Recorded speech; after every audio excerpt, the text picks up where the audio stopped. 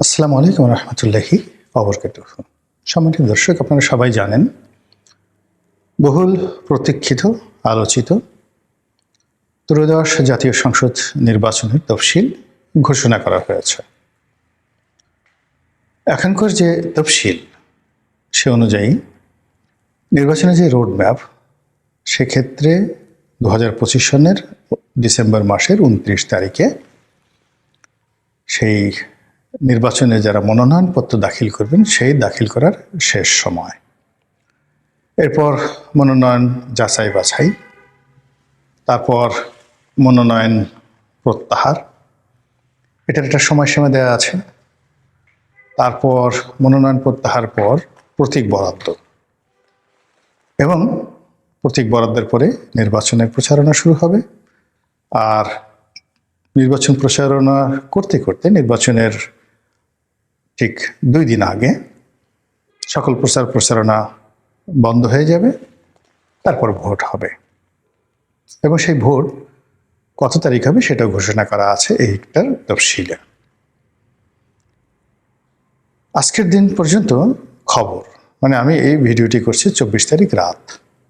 24 তারিখ রাতের খবর হলো যে নির্বাচনের তফসিল পেছানো বা বহাল রাখা নিয়ে নির্বাচন কমিশন কোনো কথা বলছে না। পুরো নির্বাচন কমিশনের মধ্যে এক ধরনের সম্মোহন কাজ করছে, এক ধরনের আতঙ্ক কাজ করছে, এক ধরনের ভয় কাজ করছে, দ্বিধা সংকোচ কাজ করছে। এর কারণ হলো বাংলাদেশের রাজপুরুষ জনাব তারেক রহমান সাহেব 27 তারিখ নির্বাচন কমিশন অফিসে যাবেন। সেদিন তিনি ভোটার হবেন। তারপর সেই দিন তিনি মনোনয়নপত্র দাখিল করবেন, ইত্যাদি আরও অনেক কিছু। এখন এটা নিয়ে নির্বাচন কমিশনের একটা টেনশন হলো অতীতে যে নির্বাচনগুলো হয়েছে, 3টি নির্বাচন, 14, 18 এবং 24, এই নির্বাচনের সঙ্গে যারা সংশ্লিষ্ট ছিলেন, ডিসি, এসপি, নির্বাচন কমিশনার, প্রধান নির্বাচন কমিশনার, সকলের কপাল পুড়েছে, বিশ্রী রকম পরিবেশ পরিস্থিতির মধ্যে পড়েছে। যার ফলে কি হলো, এখনকার যে ইলেকশন কমিশনে যারা কর্তা ব্যক্তি রয়েছেন, তাদের নিজের অজান্তে তাদের মধ্যে এক ধরনের সাইকোলজিক্যাল প্রেশার, মনস্তাত্ত্বিক চাপ তারা অনুভব করবেন। এই জন্য করবেন বর্তমান যে আইন বা কানুন, সেই কানুনের অনুযায়ী নির্বাচনের যে তফসিল, সেই তফসিল ঘোষণার পরে আর ভোটার হওয়ার কোনো সুযোগ নেই। তো সেক্ষেত্রে যদি এই তফসিল বহাল থাকে, তাহলে 27 তারিখে কিভাবে জনাব তারেক রহমান সাহেব ভোটার হবেন? This is one. যদি 27 তারিখে উনি ভোটার হন, তাহলে দুটো প্রশ্ন। এটা নির্বাচন কমিশন কেন করল? এই মুহূর্তে এটা নিয়ে হয়তো কথাবার্তা হবে না, কিন্তু আগামীতে যখন আবার গণেশ উল্টে যাবে, ঠিক সেই সময়টাতে এদের অবস্থা নুরুল হুদা বা হাবিবুল আওয়াল, সাবেক সিইসি, এদের মতো যে হবে না এ কথা বলা যাচ্ছে না।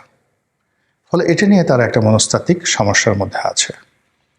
2 নম্বর হলো যে নির্বাচনের যে তফসিল, সেই তফসিলটা যদি আবার পিছিয়ে দেওয়া হয় 7 দিন, 10 দিন, 15 দিন, তারপর যদি তারেক রহমান সাহেবকে ভোটার করা হয়, তখন বিরোধী দল জামাত থেকে শুরু করে অন্যান্য রাজনৈতিক দল 10 মুখে বলবে, হায় হায়, ইজ্জত গেল, জাত গেল, কি দরকার আর নির্বাচন? তারেক রহমান সাহেবের জন্য একটা শিডিউল পিছানো হলো, আমরা তো কেউ বলিনি। তারেক রহমান সাহেবের জন্যই এত কিছু করা হলো, তো দরকার কি নির্বাচন? আপনারা একটা একতরফা নির্বাচনের একটা ফলাফল তৈরি করেন, আমাদের কাছে পাঠিয়ে দেন, আমরা সেটা স্বাক্ষর করে দিয়ে বা নো অবজেকশন দিয়ে দিয়ে আপনারা ঘোষণা করে বিএনপিকে 300 আসনে জয়লাভ করিয়ে তারপর তারেক রহমান সাহেবকে বঙ্গভবনে পাঠিয়ে দেন প্রধানমন্ত্রী হিসেবে শপথ গ্রহণ করানোর জন্য। অসুবিধা কি? কোনো অসুবিধা নাই তো। তো এই যে কথাগুলো হবে, নিশ্চিত হবে, এতে কোনো সন্দেহ নেই। একটা হলো যদি বর্তমান বিধি ব্যবস্থা অনুযায়ী তারেক রহমান সাহেবকে কোনো রকম শিডিউল পরিবর্তন না করে তাকে ভোটার করা হয়, তাহলে পুরো নির্বাচনের বিধি ব্যবস্থা, আইন কানুন, নির্বাচন কমিশন আগামীতে একটা ফায়ারের মধ্যে পড়বে, এতে কোনো সন্দেহ নেই।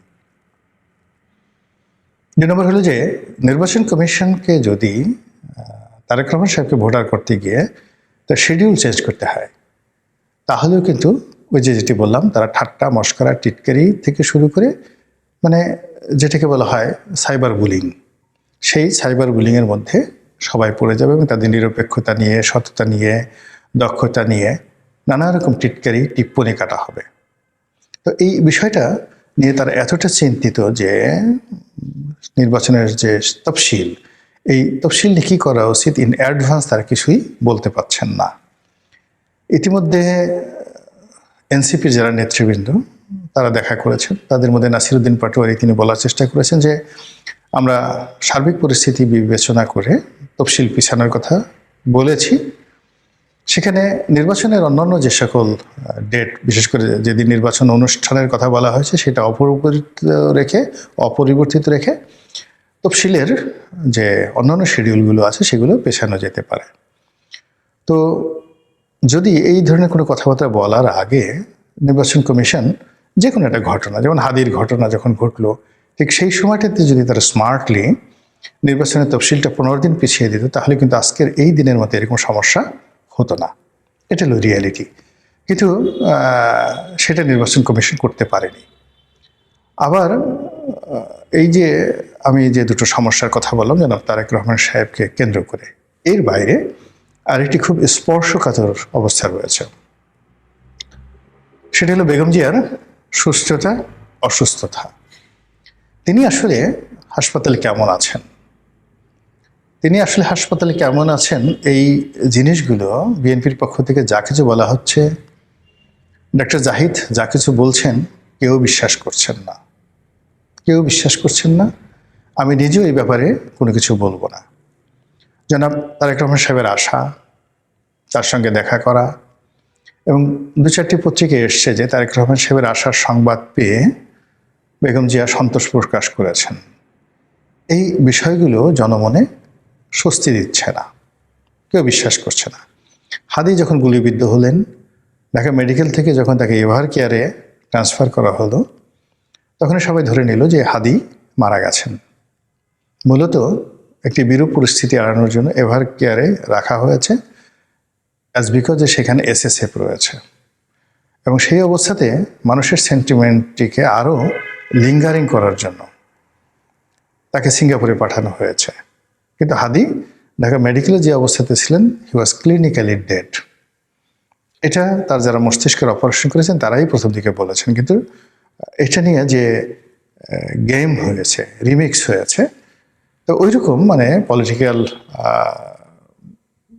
নেতাদের ক্ষেত্রে, রাজা বাদশাদের ক্ষেত্রে এরকম ঘটনা হয়। তো বেগম জিয়ার স্বাস্থ্য নিয়ে, সুস্থতা নিয়ে মানুষের মনে সেই আবেগ রয়েছে, অনুভূতি রয়েছে, নানা রকম যাকে বলা হয় সমীকরণ রয়েছে, নানা রকম ফলাফল নিয়ে নানা রকম বক্তব্য রয়েছে। তো কাজেই এই যে বেগম জিয়ার প্রার্থী হওয়া, মানে উনি প্রার্থী হবেন, তো তাকে প্রার্থী হলে তো তাকে স্বাক্ষর দিতে হবে। তো সেই প্রার্থী হওয়া নিয়ে একটা ধোঁয়াশা আছে। যদি তিনি সুস্থ থাকেন, যদি তিনি অসুস্থ হন, যদি তিনি প্রার্থী হন, যদি তিনি প্রার্থী না হন, এটা নির্বাচনের তফসিলের ক্ষেত্রে একটা বিরাট হুমকি বা ঝামেলা হয়ে আছে। এর বাইরে যেটি হচ্ছে সেটি হলো যে আল্লাহ না করুন যদি বেগম জিয়া সত্যিকার অর্থেই আল্লাহর ডাকে সাড়া দেন, তাহলে কি এই তফসিল থাকবে? প্রশ্নই আসে না। এই তফসিল পিছিয়ে যাবে, এবং সেক্ষেত্রে শুধু তফসিল পেছাবে না, নির্বাচনটা পিছিয়ে যাবে।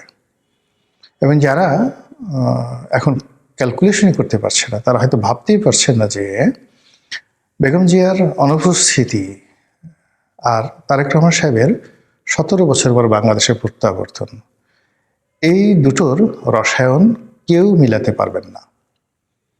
যে পরিস্থিতি তৈরি হবে রাজনীতির অঙ্গনে, সেটা সামাল দেওয়ার মতো অবস্থা বিএনপির কোনো নেতার নেই, স্বয়ং তারেক রহমানেরও থাকবে না। এখানে বিএনপির মধ্যে যতটা না সমস্যা হবে, বিএনপির বাইরে তত বেশি সমস্যা হবে। এখানে হিমালয়ের মতো একটা উচ্চতা নিয়ে তারেক রহমান সাহেবের মাথার উপরে, বিএনপির মাথার উপরে বেগম জিয়ার যে অবস্থান, সেটা কারণে ক্ষমতার যে বলয়গুলো রয়েছে, সেটা ক্যান্টনমেন্ট বলেন, বঙ্গভবন বলেন, অথবা সেক্রেটারিয়েট, সুপ্রিম কোর্ট, অন্যান্য রাজনৈতিক দল, যমুনা, ডক্টর মোহাম্মদ ইউনূস, সবাই এখানে বেগম জিয়াকে কাউন্ট করছেন। কিন্তু যখন এই বেগম জিয়ার প্রসঙ্গটা চলে যাবে, শুধুমাত্র তারেক রহমান সাহেব বিএনপি থাকবে, তখন বিএনপি যারা প্রতিপক্ষ তাদের সবার মধ্যে একটা উল্লাস তৈরি হয়ে যাবে, এমনকি আওয়ামী লীগের মধ্যেও।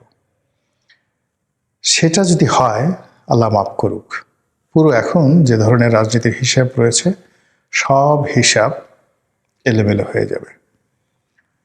আমি যে কথাগুলো বললাম, এটা কেবলই মাত্র রাজনীতির একটা ধারণা থেকে, গণনা থেকে, এবং এটা হওয়ার সম্ভাবনা খুব খুব বেশি। কিন্তু আমি মনে মনে চাচ্ছি যে আমি যা কিছু বললাম এর একটাও যেন না ঘটে। আমি চাই যে নির্বাচনের তফসিলটা থাকুক, যথা নিয়মে আমাদের জীবনের সব কিছু যেভাবে এগুচ্ছে, আমাদের সবার জীবনেই তো ব্যক্তিগত সমস্যা আছে, ব্যবসা বাণিজ্যের সমস্যা আছে, শরীর স্বাস্থ্যে মনে সমস্যা আছে, তো রাজনীতি দেশের যে সমস্যাগুলো, এগুলোও থাকবে। একটা সমস্যা নিষ্পত্তি করবে, তারও 10টা সমস্যা আসবে। কিন্তু তার সঙ্গে সঙ্গে এই রাজনীতির যে বিবর্তন, রাজনীতির যে ধারাবাহিকতা, এটা না চলতে থাকুক। ইলেকশন হোক, ইলেকশনের পরে ক্ষমতা হস্তান্তর হোক, সবকিছু স্বাভাবিকভাবে চলুক, কোনো কিছুর জন্য যেন কোনো কিছু বাধাগ্রস্ত না হয়। এটা আমি চাই, অনেক মানুষ চায়। কিন্তু প্রকৃতি এমন একটা ব্যাপার, প্রকৃতি মাঝে মধ্যে আমাদেরকে নিয়ে খেলে। সেই নজরুলের কবিতার মতো, খেলিছ এ বিশ্ব লয়ে বিরাট এ শিশু আনমনে। আমাদের জন্য নিয়তি কি রেখেছে, প্রকৃতি আমাদেরকে নিয়ে কীভাবে খেলবে, একমাত্র আল্লাহ রাব্বুল আলামিন জানেন। তবে একজন বাঙালি হিসেবে, এদেশের একজন আমজনতা হিসেবে অন্তরের অন্তঃস্থল থেকে চাইব আমাদের দেশটি ভালো থাকুক, দেশের সকল মানুষ ভালো থাকুক, এমনকি দেশের পশু পাখি, কীট পতঙ্গ, পাহাড়, সমুদ্র, নদী থেকে শুরু করে বালুকা বেলা সবাই ভালো থাকুক। আল্লাহ যেন আমাদের এই দেশের প্রতি খাস রহমত এবং বরকত নাজিল করেন। আসসালামু আলাইকুম রহমতুল্লাহি ওয়া বারাকাতুহু।